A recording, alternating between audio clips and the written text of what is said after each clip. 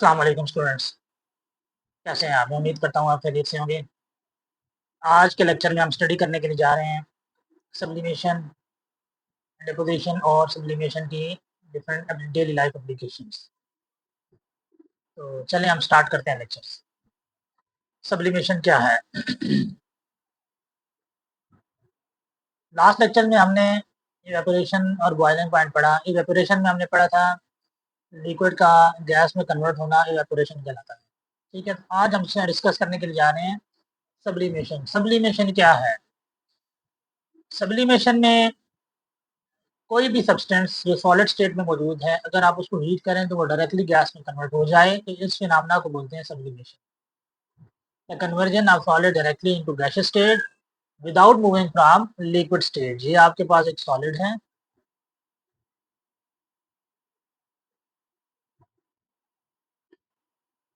Solid को अगर आप हीट करें तो ये डायरेक्टली गैस में कन्वर्ट हो, ठीक है नहीं, विदाउट मूविंग फ्रॉम लिक्विड।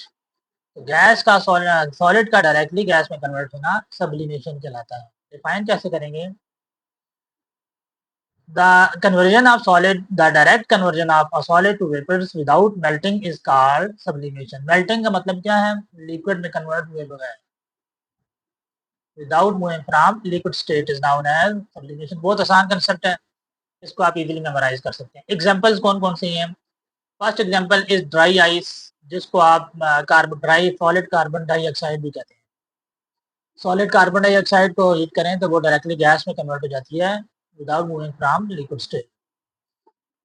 दूसरी एग्जांपल है नफ्थलीन balls, which are used to keep the insect away from the wooden cloth। ठीक है, ठंडी का मौसम जब खत्म होता है तो गर्म कपड़े जब आप संभाल के रखते हैं तो आपने अक्सर घर में विजुलाइज किया होगा कि उन गर्म कपड़ों में वाइट बॉल भी रखी जाती है, वो नफ्थलीन की बॉल्स होती है। ठीक है, उनका काम ये होता है कि वुडन क्लॉथ को इंसेक्ट से प्रोटेक्ट करना, क्योंकि इनकी नफ्थलीन जो बॉल्स हैं इनकी स्पेसिफिक स्मेल होती है जो इरिटेटिंग होती है टुवर्ड जर्म्स, टुवर्ड इंसेक्ट। तो कपड़े जो है इंसेक्ट से प्रोटेक्टेड रहते हैं। ठीक है, और अगले साल जब आप उन्हीं क्लॉथ को दोबारा वापस यूज़ के लिए निकालते हैं तो आप देखते हैं कि वो जो बॉल्स इन गर्म कपड़ों में रखी गई थी अब है नहीं, कहाँ चली गई? वो बेसिकली सॉलिड से डायरेक्टली गैस में कन्वर्ट हो जाती है। ठीक है जी। So sublimation is the conversion of solid into gas without moving from liquid state. Examples are solid carbon dioxide, which is commonly known as dry ice, and second example is naphthalene ball, which is commonly used to keep the insect away from the wooden cloths। ठीक है जी। उसके बाद आगे है deposition. Deposition is the reverse of sublimation. ठीक है, अगर कोई भी गैस कूल करें तो वो लिक्विड में कन्वर्ट हुए बगैर डायरेक्टली सॉलिड में कन्वर्ट हो जाए, तो इस फिनोमेना को कहा जाएगा deposition. The process reverse to sublimation is called deposition, where a gas change directly to solid without going into the liquid state। जब भी आप किसी भी गैस को कूल करें तो वो डायरेक्टली कन्वर्ट हो जाएगी into solid without going to the liquid state. फिर इस फिनोमेना को हम कहेंगे डेपोजिशन। इसकी एग्जांपल कौन कौन सी हैं? Frost and winter season is an example of deposition. Frost क्या चीज होती है? ये है थिन लेयर ऑफ आइस। अक्सर आपने विंटर सीजन में विजुलाइज किया होगा कि गाड़ी के शीशे के बाहर आइस की बारीक सी लेयर बन जाती है, दैट इज फ्रोस्ट। इसी तरह आप घर में भी विजुलाइज कर सकते हैं कि विंडो जो शीशे हैं, ठीक है, उनके ऊपर भी सर्दी के मौसम में ये थिन लेयर बन जाती है आइस की।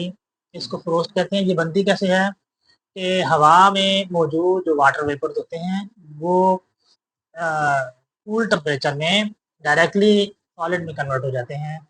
ठीक है, इसको हम रोस्ट कहें। नाउ आगे चलते हैं। Does the change in temperature occur during the process of evaporation? जी हमने पहले पढ़ा cooling process. Cooling process, evaporation causes cooling. Evaporation के दौरान क्या होता है कि हाई एनर्जी मॉलिक्यूल एस्केप हो जाते हैं, तो जो रिमेनिंग मालिक्यूल लिक्विड के रह जाते हैं तो उन रिमेनिंग मालिक्यूल की एवरेज काइनेटिक एनर्जी कम हो जाती है। तो हमने ये पढ़ा काइनेटिक पार्टिकल थ्योरी में, average kinetic energy is directly proportional to temperature. चूंकि एवरेज काइनेटिक एनर्जी कम होगी लिक्विड की एवरेज काइनेटिक एनर्जी कम होने की वजह से रिमेनिंग लिक्विड पार्टिकल का टेम्परेचर डाउन हो जाता है। It's mean we can say that evaporation is a cooling process. Evaporation क्या है?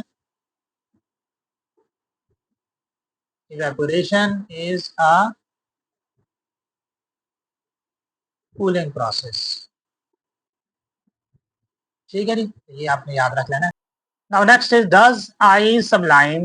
Yes, you can say yes, ice can sublime directly from solid to gaseous state. ये कब होता है? Under high wind, H2O directly converted into gas. H2O mean ice. Ice directly converted into gas. ठीक है जी। उसके बाद आगे है give one example each for sublimation and deposition other than mentioned in the textbook. Sublimation की book के अलावा आप एग्जांपल नोट कर लें। Ammonium chloride, ammonium chloride can sublime from solid to gaseous state directly, and deposition की common example आ जाएगी gaseous iodine. ठीक है जी, आयोडीन गैस जिसको आप कह सकते हैं। आयोडीन के वेपर्स पर्पल कलर के होते हैं, तो उनको भी आप कूल करें तो डायरेक्टली सॉलिड में कन्वर्ट हो जाएंगे। आप ये भी कह सकते हैं कि आयोडीन सब्लिमेशन और डेपोजिशन दोनों फिनोमेना शो करते हैं। ठीक है जी, आप एक बॉटल में आयोडीन को रखें, आयोडीन की क्रिस्टल आप रखें, ठीक है जी, और इस बॉटल की ऊपर आप इसका बाउल एक रख दें, ग्लास प्लेट भी कह सकते हैं। आप इस हीट करें, ठीक है, तो ये जो आयोडीन की क्रिस्टल्स हैं ये वेपोराइज होंगी और 2 मिनट के बाद आप हीटिंग रोक दें। ऊपर से ग्लास प्लेट आप उतारें तो ये ग्लास प्लेट जब आप रिमूव करेंगे तो आप देखेंगे कि जो क्रिस्टल आपने यहाँ बॉटम में रखी थी वही आपको ग्लास प्लेट की ऊपर वाली सरफेस पे भी नजर आएंगे। तो ग्लास प्लेट की ऊपर वाली सरफेस पे पर्पल कलर की क्रिस्टल कहाँ से नजर आई? It's mean that is due to the phenomena of sublimation and deposition. आपने हीट किया तो आयोडीन सॉलिड से गैस में कन्वर्ट हुआ और वही वाले गैसियस वेपर्स टॉप पे जाके ग्लास प्लेट के साथ दोबारा सॉलिड में कन्वर्ट हो गए। It's mean iodine can show both sublimation and deposition phenomena. यहाँ तक विथिन आपके बच्चों समझ आ गई। नाउ नेक्स्ट है एप्लीकेशन फॉर सब्लिमेशन। एप्लीकेशन और सब्लिमेशन में सबसे पहले हमारे पास एग्जांपल है solid air freshener. Solid air freshener हम डेली लाइफ में इस्तेमाल करते हैं, घर में भी, गाड़ियों में भी, ठीक है, खुशबू के तौर पे, और सम टाइम वॉशरूम वगैरह में भी ये सॉलिड एयर फ्रेशनर रखे जाते हैं। तो इनका पर्पस क्या होता है? प्लीजेंट स्मेल रिलीज करना और जो अनवांटेड स्मेल है उसको मास्क कर देना, यानी उसको खत्म कर देना। ठीक है, the process of sublimation is used in the working of air freshener. Solid air freshener contain a scented substances. Scented mean aroma. जो सॉलिड मटेरियल हम यूज कर रहे हैं एयर फ्रेशनर में उसकी स्पेसिफिक स्मेल है। ठीक है, स्मेल या aroma. Substance which may evaporate with or without heating. The scented substance undergoes sublimation and disperse scented vapor throughout the room and mask unpleasant odor. तो वो जो सॉलिड सेंट है वो with the passage of time solid से directly gas में convert होके scented vapours release करती है एनवायरनमेंट में, जिससे क्या होता है जो अनप्लीजेंट एरोमा या अनप्लीजेंट ओडोर जो स्मेल होती है वो खत्म हो जाती है। क्लियर? जो होता क्या कैसे है, when a solid air freshener expose to atmosphere are heated in the air, its solid particle gain enough energy to overcome the attractive forces holding them together. ठीक है, solid air freshener heat absorb करता है from internal substance या by heating, तो क्या होता है वो एनर्जी गेन करके डायरेक्टली कन्वर्ट हो जाते हैं into solid state, gaseous state. These particles then spread in the nearby atmosphere in the form of sweet smelling vapors. समझ आ गया जी. इसको आप घर में भी यूज कर सकते हैं और सॉलिड एयर फ्रेशनर को गाड़ियों में भी इस्तेमाल किया जाता है. Now next is sublimation printing.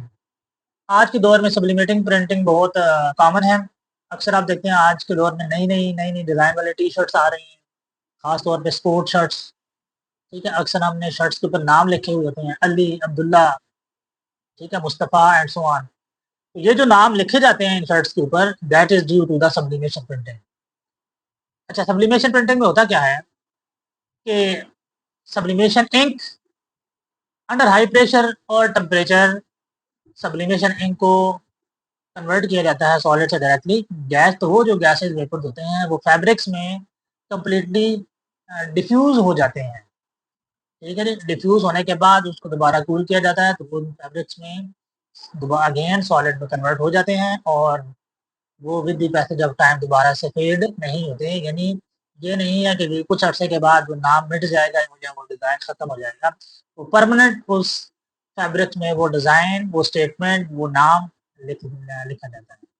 ठीक है, इसी तरह सिरामिक मटेरियल और वुड और मेटल की बहुत सारी सब्सटेंसेस के ऊपर भी अक्सर डिज़ाइन बने हुए आपने देखे होते हैं. That is also due to the phenomena of sublimation printing.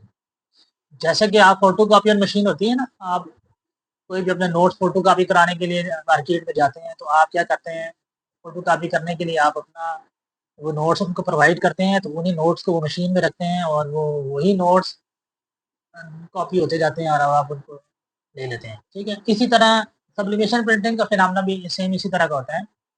Sublimation printing basically machine में की जाती है. उसमें भी यही है कि वो कपड़ा रखा जाता है, फैब्रिक रखे जाते हैं, उनके ऊपर जो डिज़ाइन फैब्रिक के ऊपर इंस्टॉल करना है उस डिज़ाइन को मशीन में रखा जाता है कपड़ों के ऊपर और वो जो है वो as it is design fabric के ऊपर बाइंड हो जाता है. ठीक है. When the process of sublimation is used to print a design into a material or a fabric, it is called sublimation printing. Clear? Essentially, the process involving printing the transfer a design into a fabric using ink and heat. जो design आपने paper के ऊपर बनाया हुआ है वही design ink और heat की मदद से फैब्रिक यानी कपड़े के ऊपर ट्रांसफर हो जाता है. प्रोसेस कैसे होता है? In sublimation printing, the first step is to print a design onto a special paper. ठीक है, स्पेशल काइंड ऑफ पेपर होता है जिसके ऊपर जो भी डिजाइन, जो भी स्टेटमेंट, जो भी नाम आपने प्रिंट करना है वो लिख लिया जाता है by using a sublimation ink. ठीक, the printed paper is then placed on to a fabric. वही प्रिंटेड पेपर फिर फैब्रिक यानी उस कपड़े के ऊपर रख दिया जाता है and heat and pressure are applied.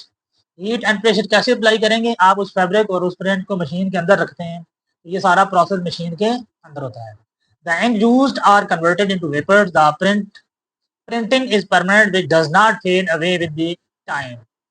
जो प्रिंट उस फैब्रिक के ऊपर बन जाता है वो परमानेंट होता है, ऐसा नहीं है कि वो with the passage of time खत्म हो जाएगा. क्लियर जी? Because the ink is embedded in the fabric rather than simple attaching with the top of the fabric in the normal printing. ठीक है, इसके कॉमन एग्जांपल नीचे लिखी हुई है कहाँ पर आप यूज कर सकते हैं सब्लिमेशन पर. टी शर्ट्स में आजकल के दौर में आप बच्चे भी यूज करते हैं डिफरेंट काइंड ऑफ शर्ट्स. ठीक है, खास तौर पे जो स्पोर्ट्स की शर्ट्स हैं, क्रिकेट की टीम, पाकिस्तान की क्रिकेट की team, India, Australia and so on. ठीक है, तो हर टीम का जो टी शर्ट का डिज़ाइन होता है, जो प्रिंट होता है, उसके ऊपर जो डिज़ाइन बना हुआ होता है वो डिफरेंट होता है. That is due to sublimation printing. इसके अलावा सिरेमिक मटेरियल, ठीक है, तो ग्लास के बने हुए मटेरियल होते हैं उनके ऊपर वुड और मेटल पर भी डिफरेंट काइंड ऑफ डिज़ाइन बनाए जाते हैं. That is subliming. That have a special code on to receive the ink which are sublime. बात समझ आ गई? आपने सिंपल डेफिनेशन मेमोराइज करनी है. इसके अलावा स्टेप मेमोराइज करेंगे. स्टेप्स में पहला स्टेप क्या है? आप पहले स्टेप में एक डिज़ाइन प्रिंट करेंगे, बनाएंगे एक स्पेसिफिक पेपर के ऊपर बाय यूजिंग सब्लिमेशन इंक. उसी डिज़ाइन को फैब्रिक के ऊपर रख के, मशीन के अंदर रख के आप हाई प्रेशर और हीट अप्लाई करेंगे, तो वही डिज़ाइन प्रिंट हो जाएगा फैब्रिक के ऊपर। प्रिंट कैसे होगा? हाई प्रेशर और टेम्परेचर पे वो जो सब्लिमेशन इंक है वो वेपोराइज़ होकर डिफ्यूज़ हो जाएँगी फैब्रिक्स में और दोबारा कूल करने पे बाइंड हो जाएँगी उस फैब्रिक में और डिज़ाइन इंस्टॉल हो जाएगा। Examples in t-shirts, ceramic wood and metal materials.